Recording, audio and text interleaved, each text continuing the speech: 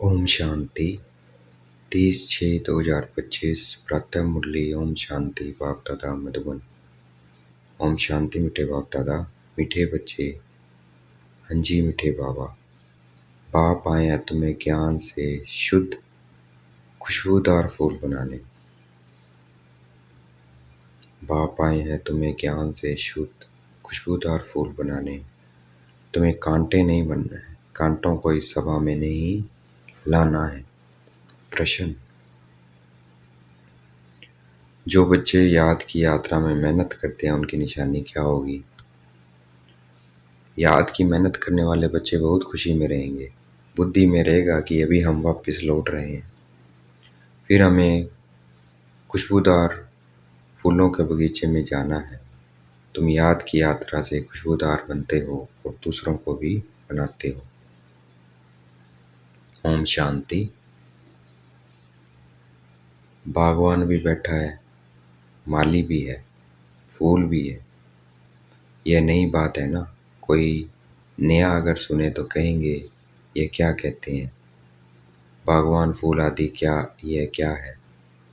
ऐसी बातें तो कभी शास्त्रों में सुनी नहीं। तुम बच्चे जानते हो, याद भी करते हैं बागवान खवैया को। अब यहाँ आए हैं यहाँ से पार ले जाने। बाप कहते हैं याद की यात्रा पर रहना है। अपने को आपे देखो, हम कितना दूर जा रहे हैं, कितना अपनी सतो प्रधान अवस्था तक पहुँचे हैं। जितना सतो प्रधान अवस्था होती जाएगी तो समझेंगे अभी हम लौट रहे हैं। कहाँ तक हम पहुँचे हैं? सारा मदार याद की यात्रा पर है। खुशी भी चढ़ी रहेगी। जो जितना जितना मेहनत करते हैं उतना उनमें खुशी आएगी। जैसे इम्तिहान के दिन होते हैं तो स्टूडेंट समझ जाते हैं ना हम कहाँ तक पास होंगे। यहाँ भी ऐसे है।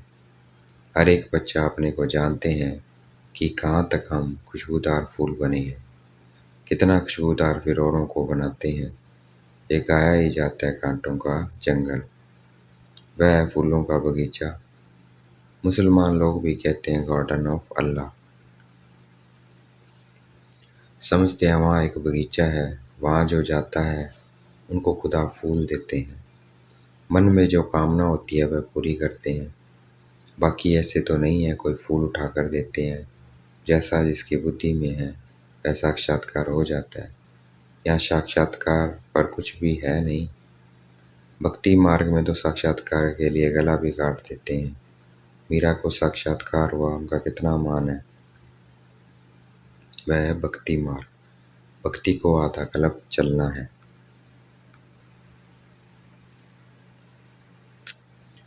वह है भक्ति मार्ग। भक्ति को आधा कल्प चलना ही है। ज्ञान है ही नहीं। वेदों आदि का बहुत मान है। कहते हैं वेद तो हमारे प्राण है। अभी तुम जानते हो यह वेद शास्त्र आदि सब है भक्ति मार्ग के लिए। भक्ति का कितना बड़ा विस्तार है, बड़ा झाड़ है। ज्ञान है बीज। अभी ज्ञान से तुम कितने शुद्ध होते हो।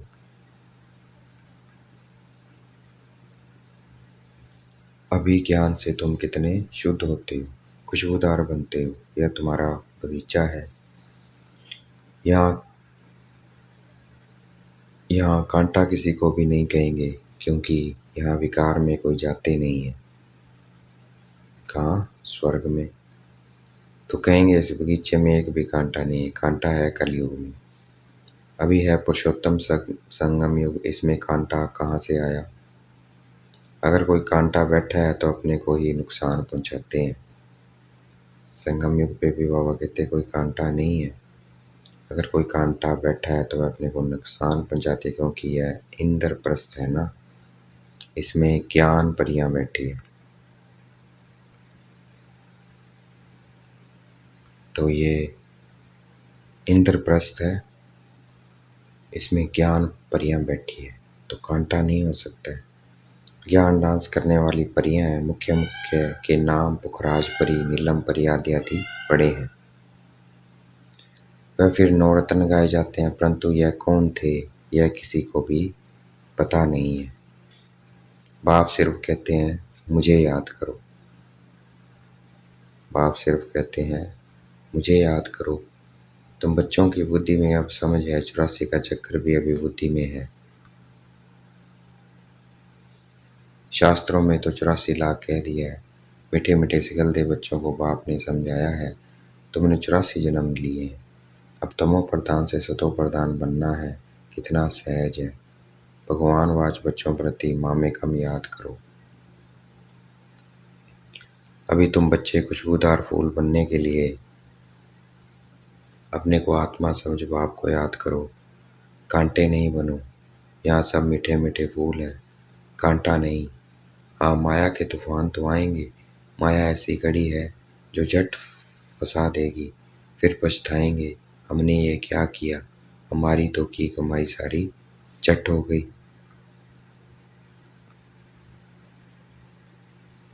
तो माया के तूफान आएंगे, फंसा देगी वो, फिर पछताएंगे और कमाई भी चट हो जाएगी। इसलिए फूल बन के रहना है, कांटा नहीं बनना है, कमाई चट हो जाएगी नहीं तो। यह है बगीचा।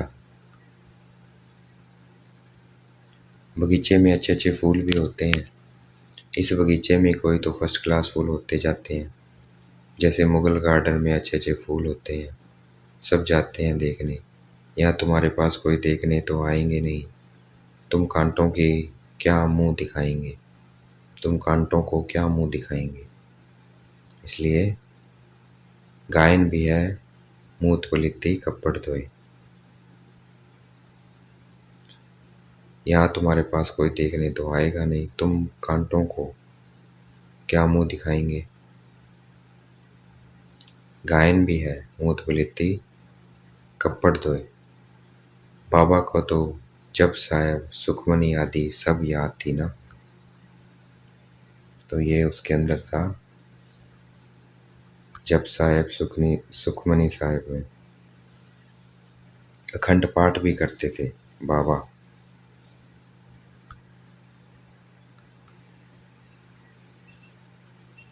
8 वर्ष का था तो पटका बांधता था। जब बाबा 8 वर्ष के थे, रहता ही मंदिर में था। मंदिर की 4 सारी हमारे ऊपर थी, ब्रह्मा बाबा के ऊपर। अभी समझते हैं मूत पलित्ती कपड़ धोने का अर्थ क्या है। अब समझ में आया, तब नहीं समझ में आया था बाबा को। महिमा सारी बाबा की ही है। किसकी? शिव बाबा की। अभी तुम बच्चों को बाप बैठ समझाते हैं, बच्चों को कहते भी हैं अच्छे अच्छे फूल लाओ। जो अच्छे अच्छे फूल लाएंगे वह अच्छा फूल माना जाएगा। जो अच्छे अच्छे फूल लाएंगे वह अच्छा फूल माना जाएगा। सभी कहते हैं हम श्री लक्ष्मी नारायण बनेंगे तो गोया गुलाब के फूल हो गए। बाप कहते हैं अच्छा तुम बच्चों के मुख में गुलाब। अब पुरुषार्थ कर सदा, अब पुरुषार्थ कर सदा गुलाब बनो। ढेर के ढेर बच्चे हैं, प्रजा तो बहुत बन रही है। वहाँ है ही राजा रानी और प्रजा। सतयुग में वजीर होता ही नहीं है, क्योंकि राजा में ही पावर रहती है। वजीर आदि से राय लेने की दरकार नहीं रहती है, नहीं तो राय देने वाला बड़ा हो जाए। वहाँ भगवान भगवती को राय की दरकार नहीं है। कहाँ पर? स्वर्ग में। वजीर आदि तब होते हैं जब पतित होते हैं, तो स्वर्ग में जरूरत नहीं है। भारत की ही बात है, और कोई खंड नहीं। जहाँ राजाएं राजाओं को माथा टेकते हो, यहाँ ही दिखाया जाता है ज्ञान मार्ग में पूज्य, अज्ञान मार्ग में पुजारी।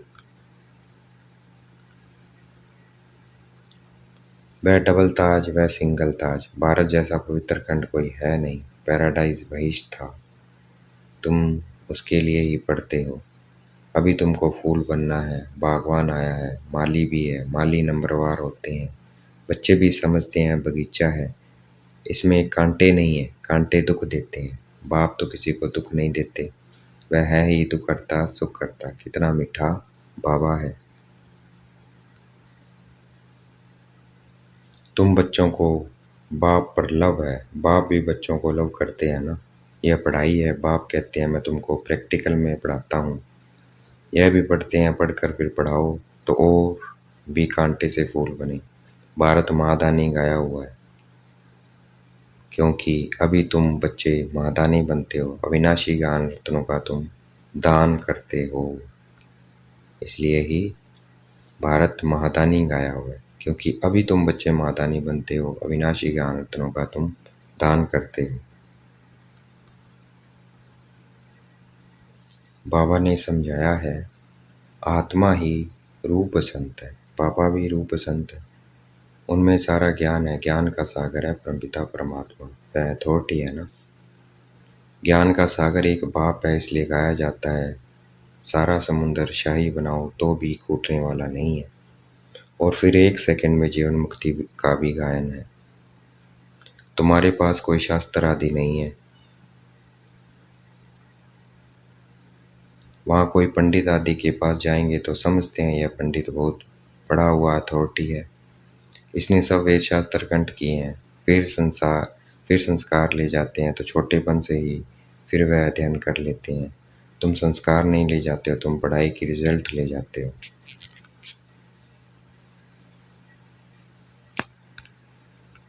तुम्हारी पढ़ाई पूरी हुई फिर रिजल्ट निकलेगी और वह पद पालेंगे, ज्ञान थोड़ी ले जाएंगे जो किसी को सुनाएंगे। यहाँ तो तुम्हारी पढ़ाई है जिसकी प्रारब्ध नई दुनिया में मिलनी है।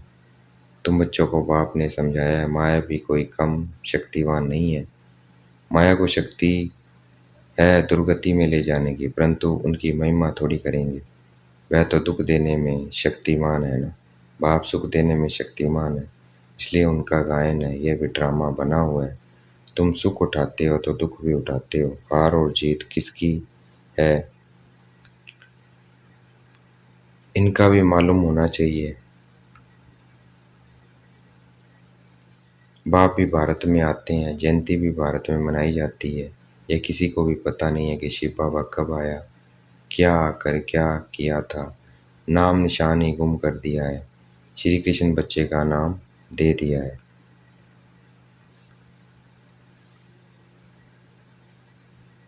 वास्तव में बिलव्ड बाप की महिमा अलग, श्री कृष्ण की महिमा अलग है। वह निराकार वह साकार।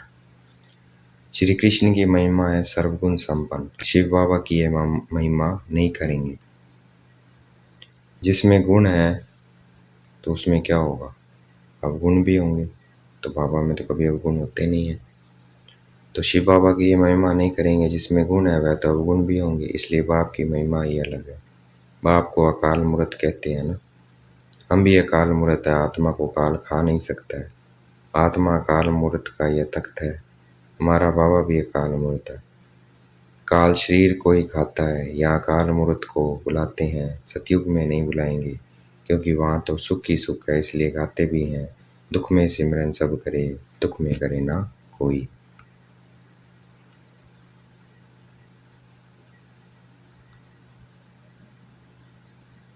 अभी रावण राज्य में कितना दुख है, बाप तो स्वर्ग का मालिक बनाते हैं, फिर वहाँ आधा कल्प, बाप तो स्वर्ग का मालिक बनाते हैं, फिर वहाँ आधा कल्प कोई पुकारते ही नहीं है।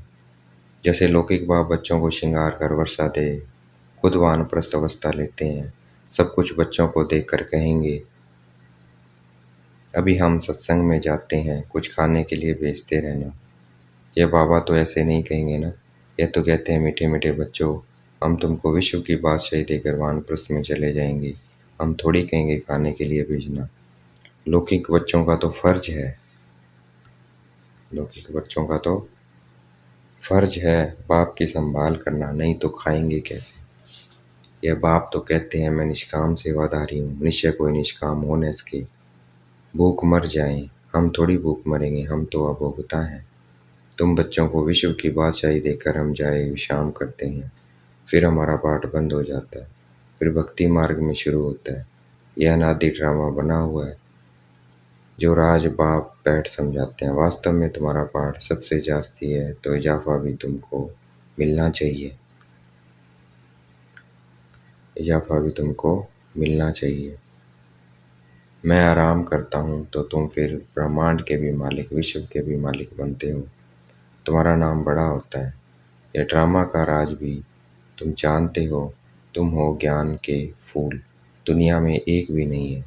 रात दिन का फर्क है, वह रात में है, तुम दिन में जाते हो। आजकल देखो वन उत्सव करते रहते हैं, अब भगवान मनुष्य का वन उत्सव कर रहे हैं। भगवान मनुष्य का वन उत्सव कर रहे हैं। बाप देखो कैसा कमाल करते हैं, जो मनुष्य को देवता, रंग को राव राजा बना देते हैं। अभी वेद के बाप से तुम सौदा लेने आए हो, कहते हो बाबा हमको रंग से राव बनाओ। यह तो बहुत अच्छा ग्राहक है। उनको तुम कहते भी हो तो करता सो करता। इन जैसा दान कोई होता ही नहीं है, वह है सुख देने वाला। बाप कहते हैं भक्ति मार्ग में भी तुमको देता हूँ। यह ड्रामा में नूंद है साक्षात्कार आदि की। अब बाप बैठ समझाते हैं मैं क्या क्या करता हूँ। आगे चलकर समझाते रहेंगे। आखिरी अंत में तुम नंबरवार कर्मातीत अवस्था को पाएंगे। यह सब ड्रामा में नूंद है, फिर भी पुरुषार्थ कराया जाता है।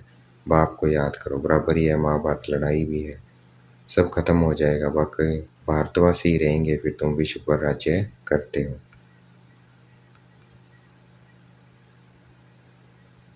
बाकी भारतवासी रहेंगे। यह क्या है? ये वही महाभारत लड़ाई है। सब खत्म हो जाएगा, बाकी भारतवासी ही रहेंगे, फिर तुम विश्व पर राज्य करते हो। अभी बाप तुमको पढ़ाने आए हैं। वही ज्ञान सागर है, यह भी खेल है, इसमें मूंझने की बात ही नहीं है। माया तूफान मिलाएगी, बाप समझाते हैं, इनसे डरो नहीं। बहुत गंदे गंदे संकल्प आएंगे, वह भी तब जब बाबा की गोद लेंगे। वह भी तब जब बाबा की गोद लेंगे। जब तक गोद ही नहीं ली है तो माया बाबा के बन जाएंगे, गोद अर्थात बाबा के बन जाएंगे। जब तक गोद ही नहीं ली है तो माया इतना नहीं लड़ेगी। गोद लेने के बाद ही तूफान लगते हैं। इसलिए बाप कहते हैं गोद भी संभाल कर लेनी चाहिए।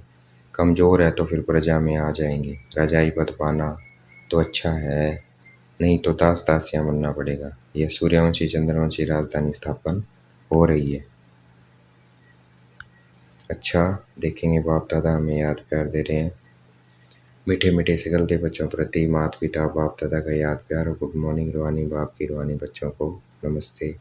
हमें भी याद प्यार देना है। हम रूहानी बच्चों की रूहानी बाप दादा को दिल व जान शिकवा प्रेम से बेहद का याद प्यार और नमस्ते। धारणा के लिए मुख्य सार, रूप संत बन, अविनाशी ज्ञान रत्नों का दान कर माधानी बनना है।